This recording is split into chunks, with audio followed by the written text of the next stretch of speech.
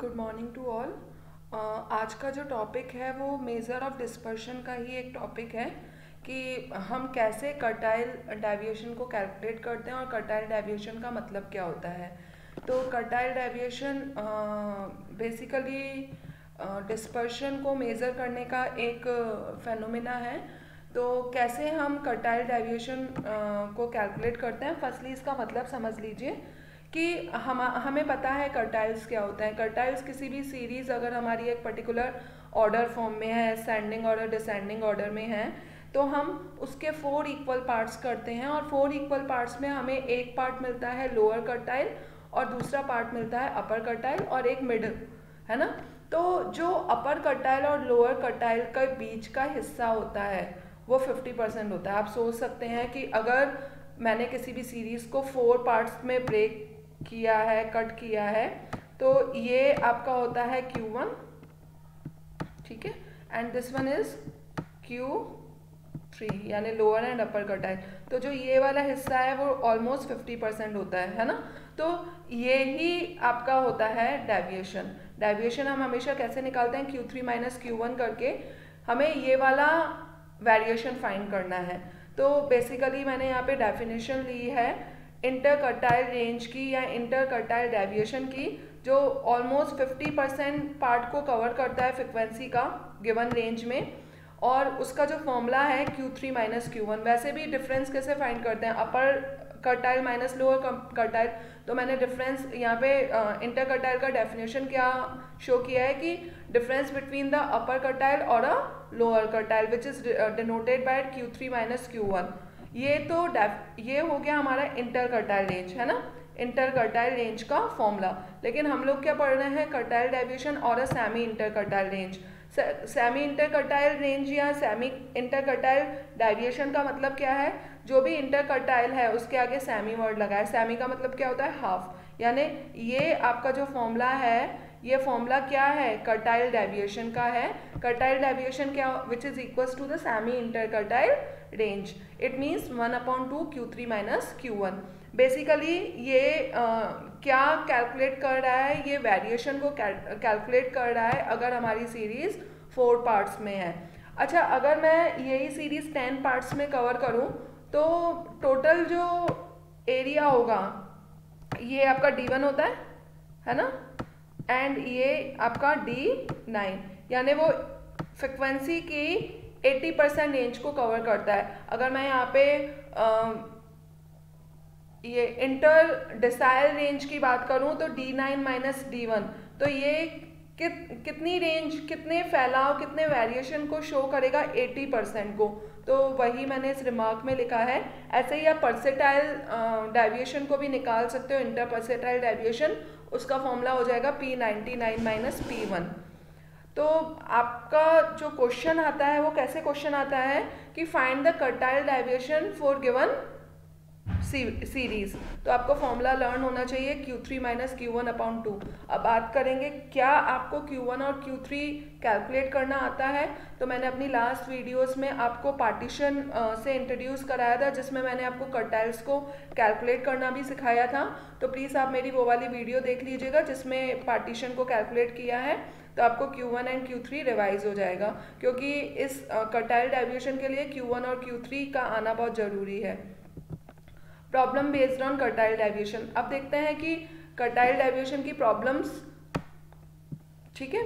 तो first problem है find out the range, find out the range and quartile deviation. Quartile deviation it means the half of Q3 minus Q1 of the income of certain person given in rupees 12 month. 12 month में in rupees में इनकी income दी है, income तो बहुत कम है, rupees में दी है तो 139 रुपीज़, 150 रुपीज़, 151 रुपीज़ ये दी है।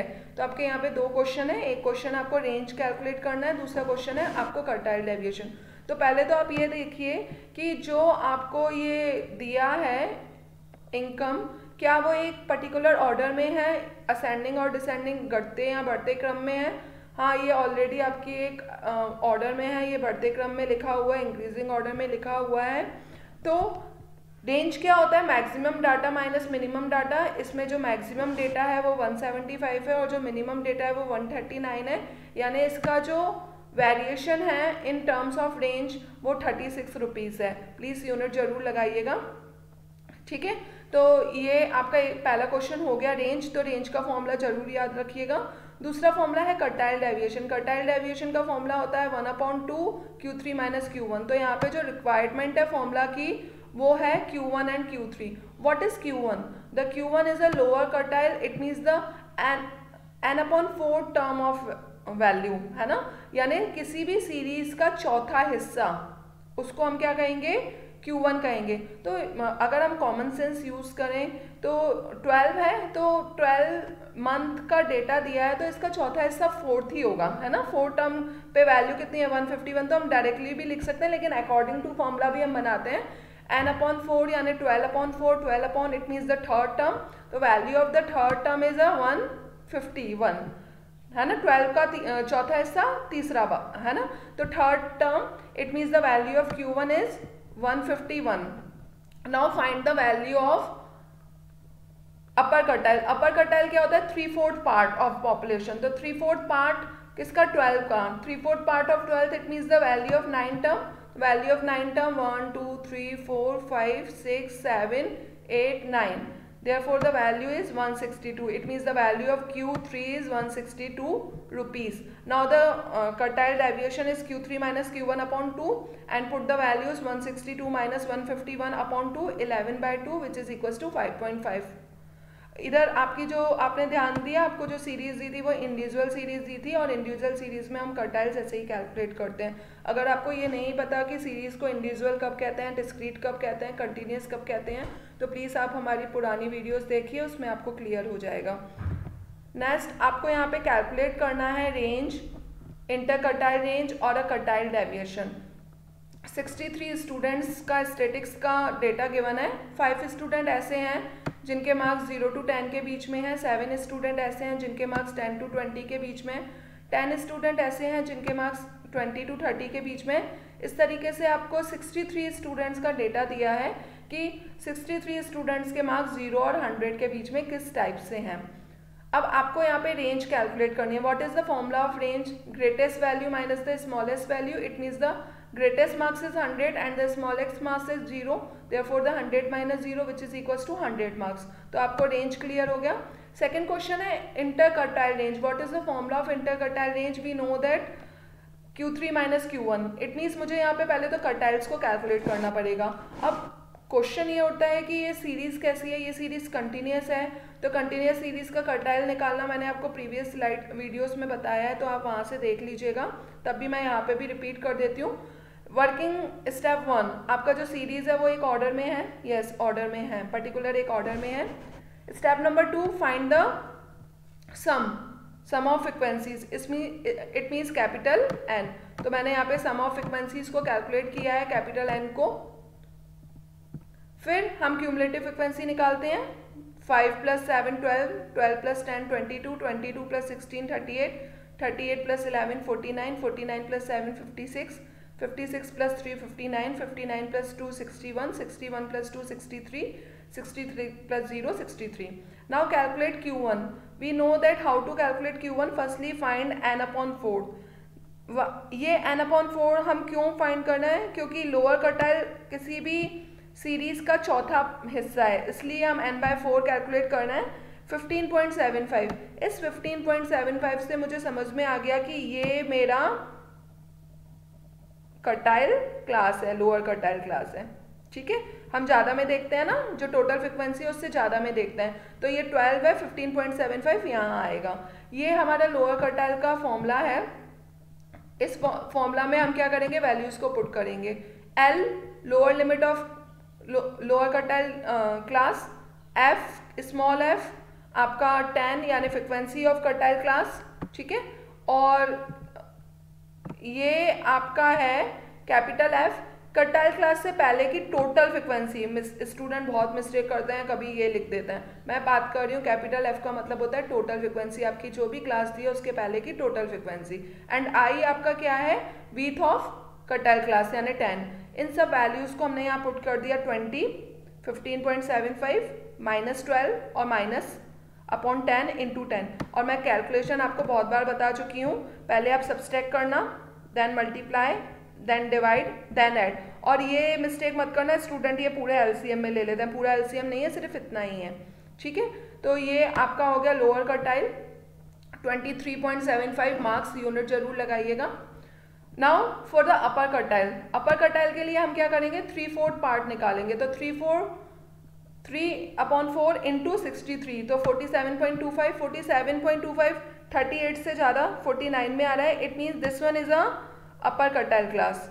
ओके, ये अपर क्वार्टाइल क्लास हो गया। This one is a lower limit of upper quartile class, this one is a frequency of upper quartile class, it means small f, this one is the total frequency of upper quartile class, previous of upper quartile class, it means capital F। ये सारी values यहाँ मैंने put किया, L का value 3n/4 का value, capital F का value, small f का value 11 and common with आपकी क्या है, 10 है, 10। इसको कैलकुलेट करना, पहले माइनस करना, फिर मल्टीप्लाई करना, फिर डिवाइड देना, आपका 48.4 मार्क्स आएगा। Now the formula of interquartile range is Q3 minus Q1। Value रखिए Q3 की 48.4 minus 23.75 which is equals to 24.65 marks. Now what is the formula of quartile deviation, 1/2 Q3 minus Q1। तो Q3 minus Q1 की value में हमने 2 का divide दिया, ये आपको आ गया क्वार्टाइल डेविएशन। तो कंफ्यूज मत होना, इंटरक्वार्टाइल रेंज और क्वार्टाइल डेविएशन दोनों अलग अलग हैं। इंटरक्वार्टाइल रेंज में Q3 माइनस Q1 होता है एंड क्वार्टाइल डेविएशन में Q3 माइनस Q1/2। तो जब MCQ के क्वेश्चंस आते हैं मल्टीपल चॉइस के ऑब्जेक्टिव, तो उसमें कंफ्यूजन ये होती है कि आपको अगर क्वेश्चन में आता है कि इसका क्वार्टाइल डेविएशन क्या है, तो ऑप्शन में आपको इंटरक्वार्टाइल रेंज भी दिया होता है। तो फॉर्मूला क्लियर रखिएगा, interquartile range equals to Q3 minus Q1 and semi quartile deviation और quartile deviation equals to half Q3 minus Q1। ये कैसे हम कंटिन्यूस सीरीज का हमने ये क्वार्टाइल डेविएशन फाइंड किया, बेटा ध्यान रखना, क्वार्टाइल डेविएशन की रिक्वायरमेंट ही है कि आपको क्वार्टाइल्स फाइंड करने आना चाहिए। अगर आपको क्वार्टाइल्स फाइंड नहीं करना आता है तो आप क्वार्टाइल डेविएशन का क्वेश्चन नहीं कर पाएंगे। Thank you. अगर आपको मेरा वीडियो पसंद आए तो वो और भी स्टूडेंट्स के साथ शेयर कीजिए, जैसे उनकी भी हेल्प हो पाए, और मेरे चैनल को सब्सक्राइब भी कीजिए।